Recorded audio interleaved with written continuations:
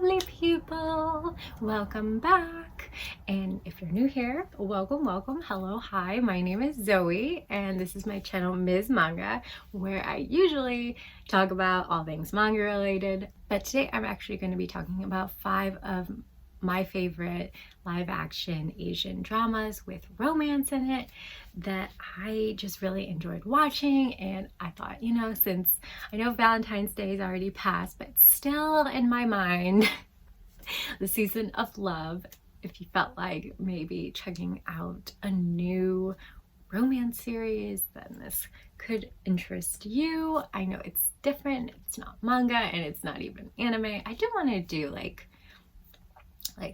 share some of my favorite anime as well down the line, but I just thought it was easier for me to pick out a few favorites of live action Asian dramas than it is for me to pick out some favorite anime for some reason.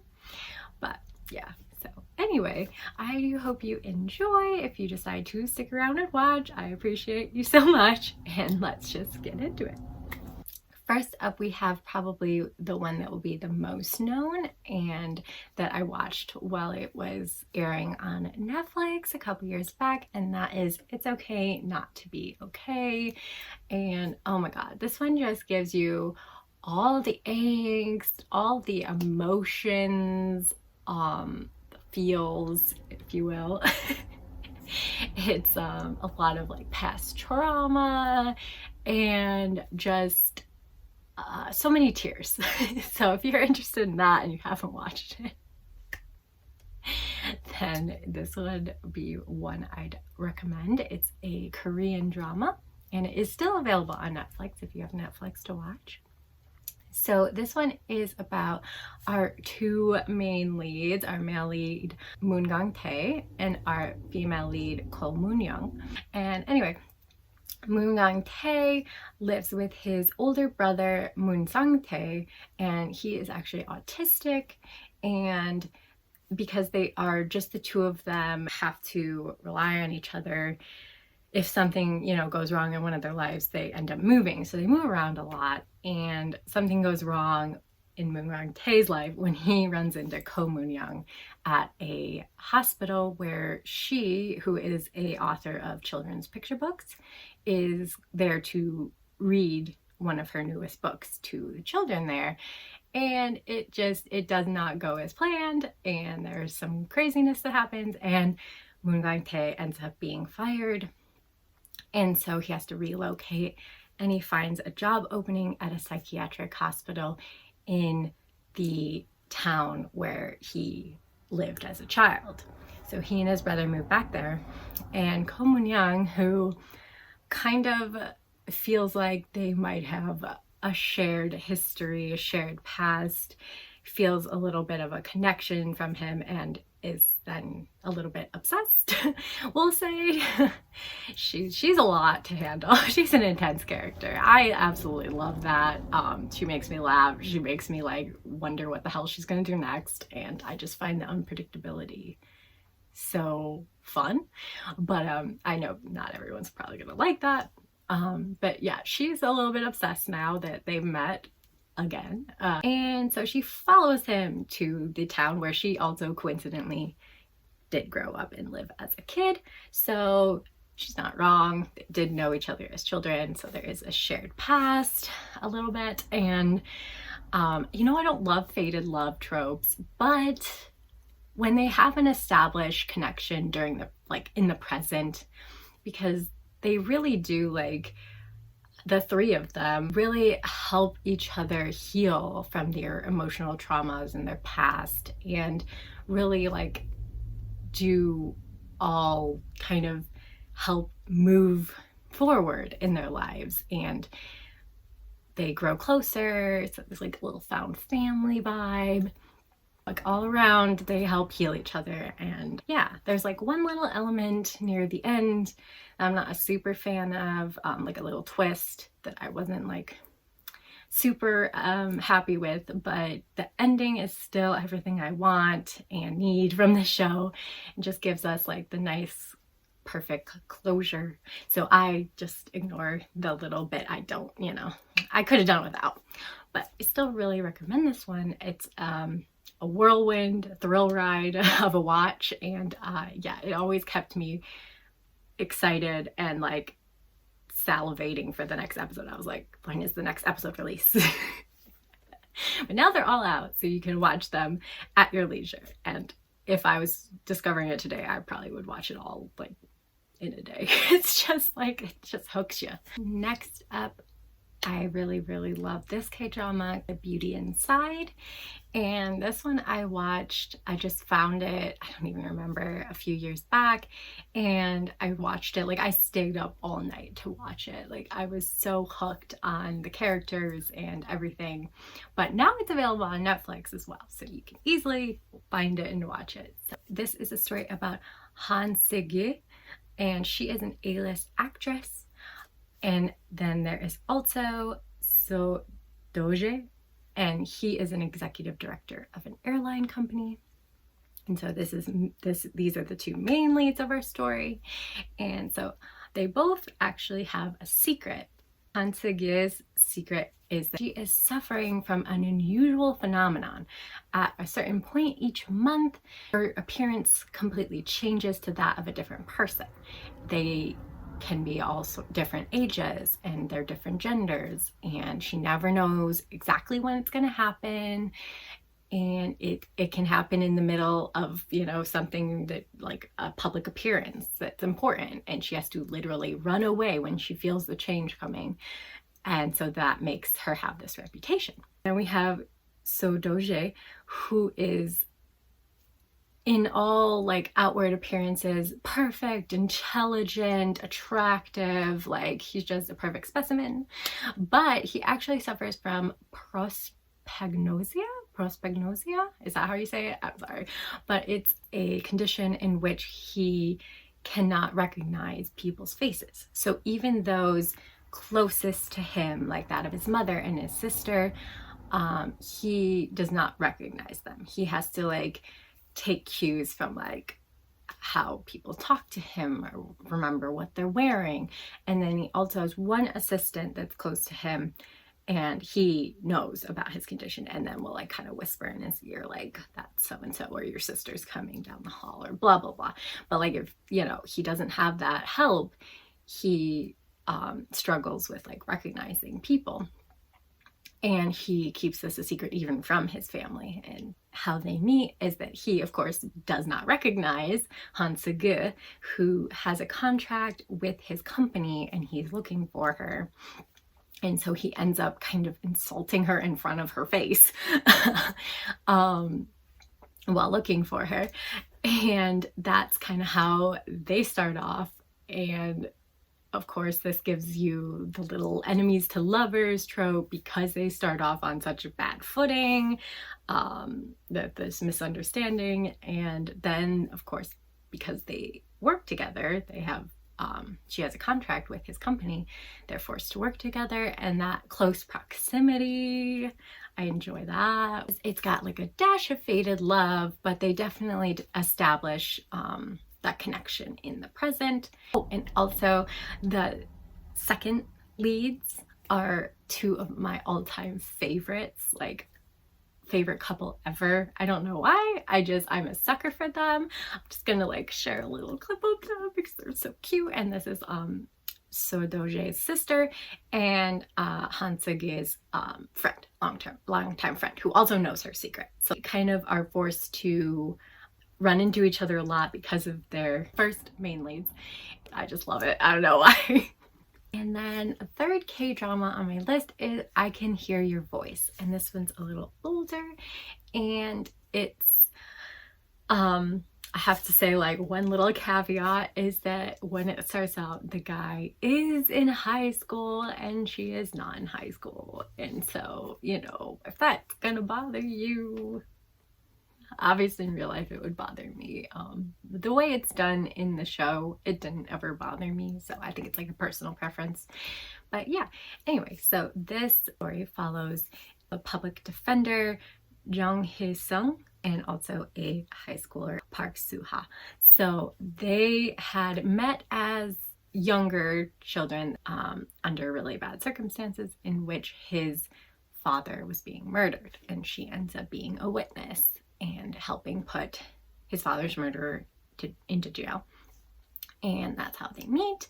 And then, you know, years have passed and she's become a public defender, but she's also very jaded and is kind of just going through the motions in her job. She's just not putting her all into her work and is a little less heroic, I guess, than Park Soo-ha anticipates that she is when he finds her in the present. And he is disillusioned, to say the least. He thinks about not even like going up to her and talking to her because he's so disappointed that she isn't the ideal person that he had thought she was in his mind, which I like. I like how he had this unrealistic idea of her, and then he actually kind of falls for her, learning about her and knowing who she actually is in person, which I just think is a nice touch. It's like, yeah, sometimes people aren't exactly who you think they are or want them to be, but you gotta, you know, if you care about them, you gotta care about them, like actually who they are, not the ideal version of who you want them to be. So I really like that element as they like grow closer and work together. And they work together because Park Soo-ha actually looks into a person's eyes. He can read their mind. I love the little supernatural element. He ends up kind of helping Jung Hye-sung in her public defending work by kind of like, you know, knowing what people are thinking and perhaps like keeping details from her, or, you know, knowing at least that they are innocent so that they can work harder to like prove that or whatever. So they end up having this like work relationship where they're helping each other. And then of course some added drama with his father's murderer being released from prison and him having a now huge vendetta against the two of them who, you know, put him in prison. So there's that element. So you got the intrigue from the court cases and a lot of like courtroom drama. Then you got his cool, interesting supernatural ability to read minds that plays into it. And then you also have the thriller murder after them. So there's like a lot going on, and I feel like this is one if you like a little romance in your story, but you don't want it to be like center stage. Next up, we're moving from some K-dramas, the Korean dramas, to some Thai BL that I absolutely enjoyed. And the first one is Bad Buddy. So this one was just like such a adorable rom-com. Oh my god, seeing their relationship evolve is just the best. I seriously, I love this one so much. So anyway, this story is about the rivalry of Pat, a cheeky and impulsive guy, and Pran, a neat and tidy perfectionist. So, and this rivalry has been passed down from their previous generation. Their families actually live next door to each other. They have competing businesses, and there's definitely something that happened in their past because the families hate each other. And they also want their sons to have nothing to do with each other and to be better than the other one's son. They have been feeding this rivalry between the two of them. And so then we get that beautiful enemies to lovers. I love that trope. I'm such a sucker for it. But what I really appreciate about this one is that we find out like something happens in their childhood, and this kind of begins to make their hatred dissipate and them see each other as not just a rival. And then they find themselves in neighboring rival colleges, and their friend groups, in which they're like the leader of, are trying to fight each other any chance they get. And this is getting them all in trouble with the schools. So Pat and Pran are forced to kind of coordinate efforts to try and keep their friend groups from meeting each other and like running into each other. And so they grow closer as a result. They spend more time together, and then feelings begin to form, and it's such a beautifully well done transition from that like more enemy rivals to tentative cooperating friends to then, ooh, we got some feelings going on here. And their chemistry is top notch. Both the boys are so well like portrayed, like so multi-dimensional characters, and then they're also just so cute together. So it's just so adorable. And then it also has the trope of forbidden love, because of course their families still hate each other. So, and even their friend groups hate each other, so they can't really share that they might have feelings for each other. It's got two tropes I just really enjoy, and if it sounds at all interesting to you, it's a pretty quick but yet really well done short watch, and I definitely recommend it if you just want an enjoyable watch. Last up, we have another Thai drama, and this one is Manner of Death. I chose this one. I have a lot that I love and enjoyed, but I chose this one because if you wanted a BL but you didn't want romance to be like the only focal point or like the main plot of the story, and you want like something with a little more thriller, murder, mystery, and then some romance in there, then this is the one for you. I really like murder mystery stories, especially when they have some romance in them. And I also appreciated that instead of them being in college or high school, which this one is when they're older, so I like that too. And so the story begins when Dr. Bunakit, I'm gonna just call him Bun because they call him Bun throughout. So anyway, so Bun is a medical examiner, and he is investigating the suspicious death of a close friend of his. It looks like she hung herself, but he finds out that it's just a cover-up, and she was actually, taken care of. And so he's determined to find out who did it, and his number one suspect at first is Tan, who it was her mysterious +1 at the event that they were at the previous night, and he didn't know much about him, and he just seemed suspicious, and he immediately is on guard with him. But then the two of them kind of form an unlikely alliance to get to the bottom of her murder together. It's full of thrills and mystery and of course murders, and then we have that romance that's kind of starting to develop in the middle of all this death and danger. So it's like if you don't just want a straightforward romance story, then I definitely think this one just gives you that excitement and the intrigue of the murder mystery, and then it also gives a nice, passionate, lovely developed relationship as the story goes on. It's very lovely.